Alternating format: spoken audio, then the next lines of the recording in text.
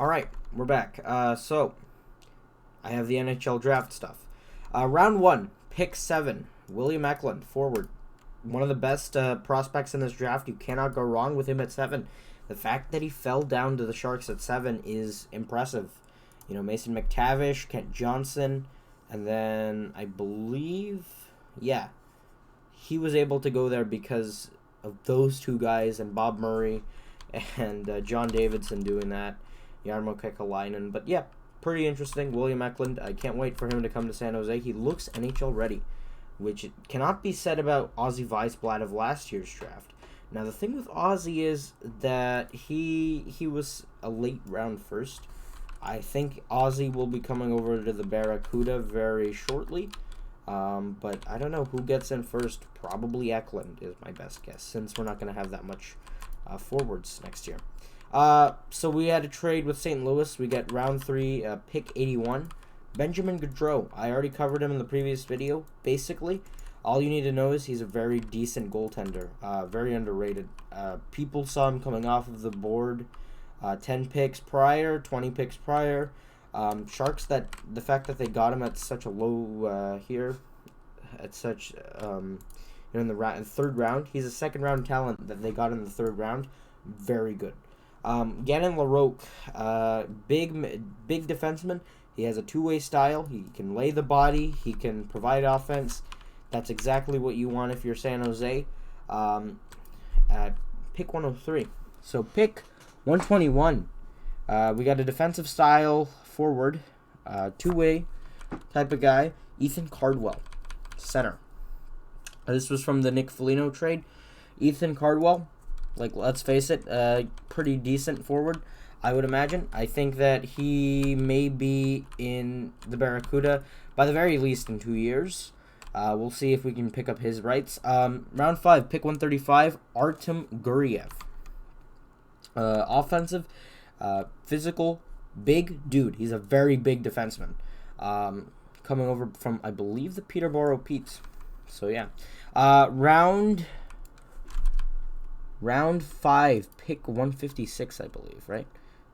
Yeah. From Colorado, Max McHugh. No, round 6, pick 156. God damn it. Max McHugh, center. He's two-way, big guy. This is exactly, they need a physical, sort of guy like Jeff Viel is already there, but, maximum carnage. Liam Gilmartin, round 6, pick 167, steal. Absolute steal. Liam Gilmartin was a talent that should have gone in the 4th round, maybe 5th round. He's a consistent physical defenseman. He forward. Reminds me of Tom Wilson.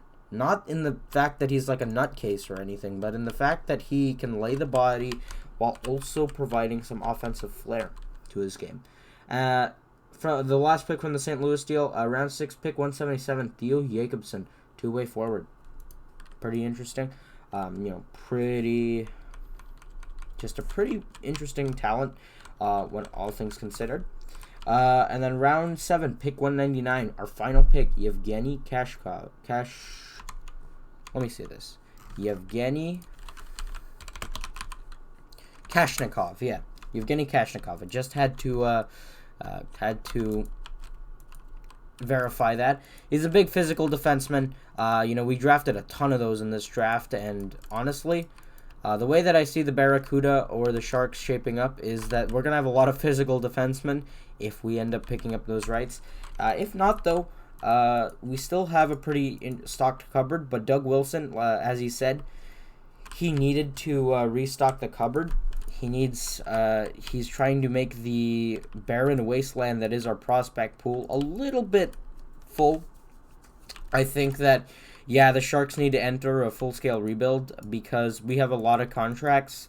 For example, the Vlasic one is one of our worst because everyone tends to look at the Erik Karlsson one and say, this is the worst one. You're paying a guy $11.5 million for the next 7 years. No, 6.